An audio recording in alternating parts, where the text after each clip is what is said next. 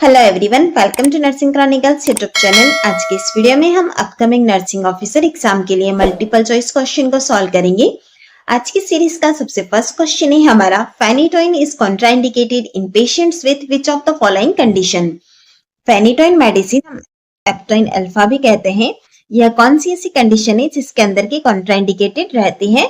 Option A hypertension, option B severe liver disease, option C asthma, option D osteoporosis. Right answer रहेगा हमारा यहाँ पर option B severe liver disease. सीवियर liver डिजीज कंडीशन के अंदर हमारी जो फेनिटोइन मेडिसिन है वह कॉन्ट्राइंडिकेटेड रहती है। चलिए अब हम इसका रेशनल भी देख लेते हैं। Phenytoin is metabolized by the liver and patients with severe liver dysfunction may have difficulty processing the drug leading to toxicity. हमारी जो मेडिसिन है फेनिटोइन वो मेटाबोलाइज होती है लिवर के द्वारा। अगर सीवियर लिवर डिसफंक्शन वाला कंडीशन है तो मेटाबोलाइज जो है इस ड्रग का वो अफेक्ट होगा और उसकी वजह से टॉक्सिसिटी डेवलप होती है। इसीलिए अगर हमारा लिवर डिसफंक्शन है तो वहां पर हमारा फेनिटोइन का एडमिनिस्ट्रेशन कॉन्ट्राइंडिकेटेड रहता है। अगर हम फेनिटोइन मेडिसिन को एडमिनिस्टर कर रहे हैं तो हमारा इंपॉर्टेंट रोल रहता है कि हम उसका लिवर फंक्शन जो है उसे असेस करें before starting the medicine phenytoin, specially उन पेशेंट्स के अंदर जिनका की लिवर डिजीज का कोई हिस्ट्री रहा हो प्रीवियसली। चलिए बढ़ते हैं नेक्स्ट क्वेश्चन की तरफ। Which of the following is not a typical sign of ovulation. निम्न में से कौन सा ओव्यूलेशन का साइन नहीं है? Option increase in basal body temperature, option B cervical mucus becomes clear and stretchy, option C decrease in estrogen level, option D mid cycle pelvic pain mittelschmerz. Right answer रहेगा हमारा यहाँ पर option C decrease in estrogen level. अगर हम बात करते हैं typical sign of ovulation की तो वहां पर जो हमारा एस्ट्रोजन का लेवल होता है वो हमें just before the ovulation increase देखने को मिलता है, ना कि डिक्रीज होता है। अगर हम बात करते हैं साइन ऑफ ओव्यूलेशन की तो यहाँ पर हमें 3 साइन दिए गए हैं। हमारा जो बेसल बॉडी टेम्परेचर होता है वो राइज होता है, सर्वाइकल म्यूकस के अंदर हमें चेंजेस दिखने को मिलते हैं, इसी के साथ ही पेल्विक डिस्कम्फर्ट भी होता है। नेक्स्ट क्वेश्चन है हमारा, all of the following viruses are transmitted by respiratory route accept.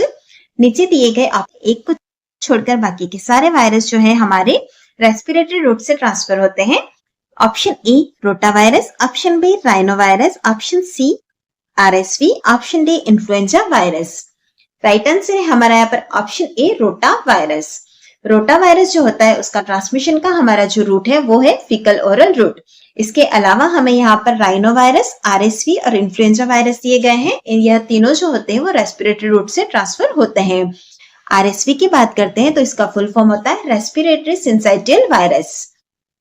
Next question है हमारा, what is the primary role of the hormone progesterone during the implantation process.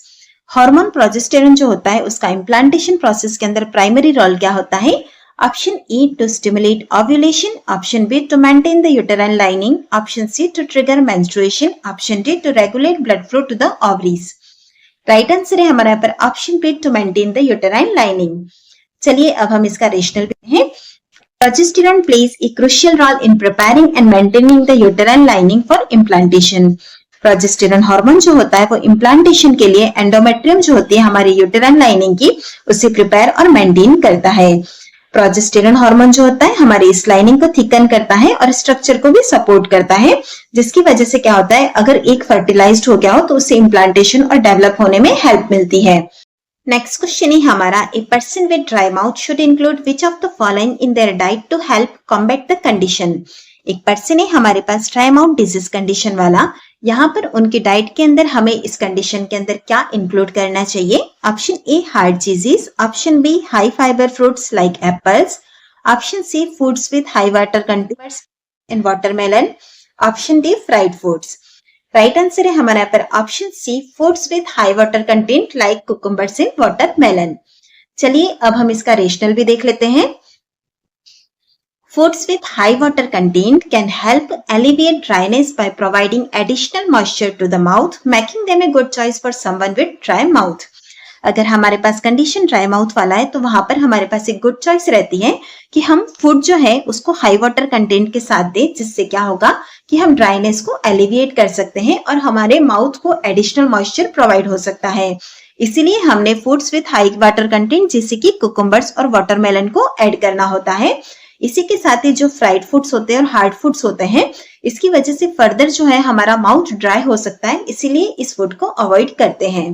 Question है हमारा, a patient is on frusemide therapy, which among the following food items if selected by the client indicate his और हर knowledge about frusemide therapy.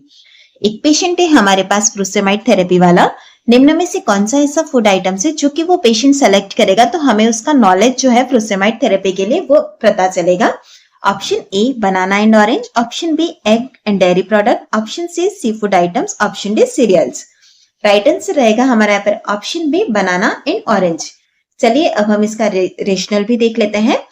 Frusemide works by increasing urine output. Furosemide जिसे कि हम Lasix भी कहते हैं, यह हमारी जो डायूरेटिक मेडिसिन होती है उसका एग्जाम्पल है। डायूरेटिक मेडिसिन है तो ऑब्वियसली यह हमारा जो यूरिन आउटपुट है उसको इंक्रीज करती है। यूरिन आउटपुट इंक्रीज होगा तो वहां पर चांसेस होते हैं हमारे इलेक्ट्रोलाइट लॉस होने के, इंक्लूडिंग पोटेशियम, यानी कि पोटेशियम का लॉस भी हमें देखने को मिल सकता है। पोटेशियम लॉस हो रहा है मतलब हमें पोटेशियम रिच फूड हमें पेशेंट को एडमिनिस्टर करना है या फिर उन्हें कंज्यूम करने के लिए एडवाइस करना है।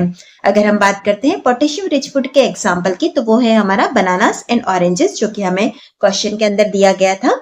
अगर हम यह फूड उन्हें एडवाइस करते हैं कंज्यूम करने के लिए तो इसकी वजह से क्या होगा, हमारा पोटेशियम का लेवल जो है वो रिप्लेनिश होने में हेल्प करेगा, जिसकी वजह से हमारा जो रिस्क ऑफ हाइपोकैलेमिया था वो रिड्यूस हो जाएगा, जो कि हमें ज्यादातर डायूरेटिक थेरेपी के साथ में देखने को मिलता है। इसीलिए रिस्क ऑफ हाइपोकैलेमिया से प्रिवेंट होने के लिए हम पोटेशियम रिच फूड जो होता है वो एडवाइस करते हैं। नेक्स्ट क्वेश्चन है हमारा, विच of the following actions demonstrate effective therapeutic communication by the nurse. निम्न में से कौन सा ऐसा एक्शन है जो कि डेमोन्स्ट्रेट करता है इफेक्टिव थेरापेटिक कम्युनिकेशन नर्स के द्वारा। Option A asking closed ended question, option B using open ended questions to encourage exploration of feelings, option C offering unsolicited advice to the patient, option D interrupting the patient while the speaking. Right answer रहेगा हमारा यहाँ पर option B using open ended questions to encourage exploration of feelings. अगर हम questions की बात करते हैं तो एक क्वेश्चंस होते हैं हमारे क्लोज एंडेड और दूसरे होते हैं ओपन एंडेड क्वेश्चन। इन दोनों में डिफरेंस यही होता है कि जो हमारे ओपन एंडेड क्वेश्चंस होते हैं उसके आंसर में हमें जो होता है वो एक्सप्लोरेशन देखने को मिलता है, जबकि क्लोज एंडेड क्वेश्चन के अंदर वैसा नहीं होता है।